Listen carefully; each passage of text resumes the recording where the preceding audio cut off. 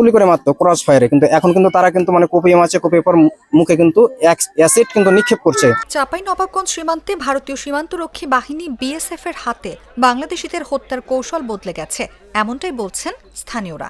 তারা জানায় এখন আর গুলি নয়, বরং নির্যাতন করে হত্যা করে পদ্মা নদীতে ভাসিয়ে দেওয়া হচ্ছে মরদেহ।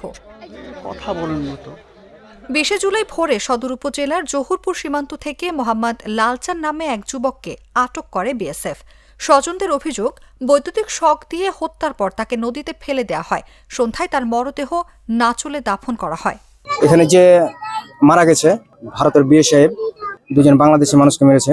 তারা কিন্তু তাদের প্রধান পেশা ছিল কিন্তু মানে জেলে, তারা নদীতে মাছ ধরে জীবিকা নির্বাহ করে। সেই সুবাদে তারা কিন্তু নদীতে মাছ ধরতে যায়। বাংলাদেশের অভ্যন্তর থেকে ভারতীয় বিএসএফ তাদেরকে ধরে নিয়ে যায় এবং স্পিড বোট যেটুকু বলি আমরা, সেই স্পিড বোটে তাদেরকে তুলে নিয়ে যায় এবং সেখানে তাদের আমাদের বাংলাদেশ থেকে তাদের ইন্ডিয়াতে নিয়ে যায়, তাদেরকে পরিকল্পিতভাবে এবং নৃশংসভাবে হত্যা করে। এর 12 দিন পর 1 আগস্ট পদ্মা নদীতে ভেসে ওঠে সৈয়বুর নামে এক যুবকের ক্ষতবিক্ষত দেহ। এর 2 দিন পর 3 আগস্ট চাঁপাইনবাবগঞ্জের মাসুদপুর সীমান্তে আরও 2 বাংলাদেশিকে অ্যাসিডে ঝলসে হত্যার অভিযোগ ওঠে। আগে তো আমরা যেহেতু আগে আপনিও দেখেছেন আমিও দেখেছি, আগে কিন্তু মানে হয় তার বেড়াতে লাশ ঝুলা আছে, নাহলে মনে করলেন আপনার তার বেড়ার পাশে লাশ ঝুলা আছে, এভাবে কিন্তু হতো, গুলি করে মারতো ক্রস ফায়ারে। কিন্তু এখন কিন্তু তারা কিন্তু মানে কোপিয়ে মারছে, কোপিয়ে পর মুখে কিন্তু অ্যাসিড কিন্তু নিক্ষেপ করছে। কেন অ্যাসিড নিক্ষেপ করছে? যেন চিনতে যেন না পারা যায়, লাশকে যেন শনাক্ত করতে যেন না পারা যায়, এই জন্য কিন্তু অ্যাসিড নিক্ষেপ করছে। কিন্তু মেরে ফেলার পর এটা কৌশল পরিবর্তন করেছে। স্থানীয়দের অভিযোগ, সীমান্তের আশেপাশের ভারতীয়রা সস্তায় গরু দেওয়ার প্রলোভন দেখিয়ে বাংলাদেশিদের বিএসএফ এর হাতে তুলে দিচ্ছে। গেল 11 মাসে অন্তর্বর্তী সরকারের আমলে বিএসএফ এর গুলিতে 34 জন নিহত হয়েছেন। তবে এখন হত্যার ধরন পাল্টে গেছে। গুলি করে মাত্র আগে ধরে, এখন ধরুন কপিয়া অন্যায় করে উলঙ্গ করে ধরুন মাছ।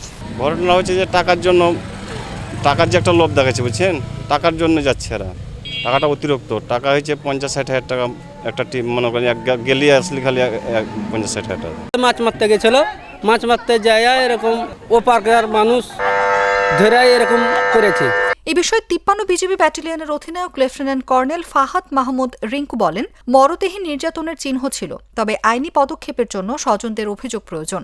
এখনও কেউ আনুষ্ঠানিকভাবে অভিযোগ করেননি।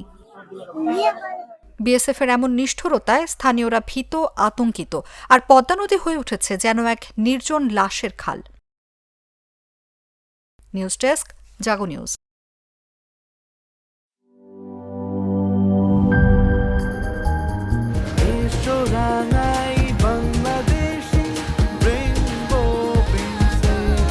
রেইনবো পেইন্টস, ছড়াও জীবনের রং।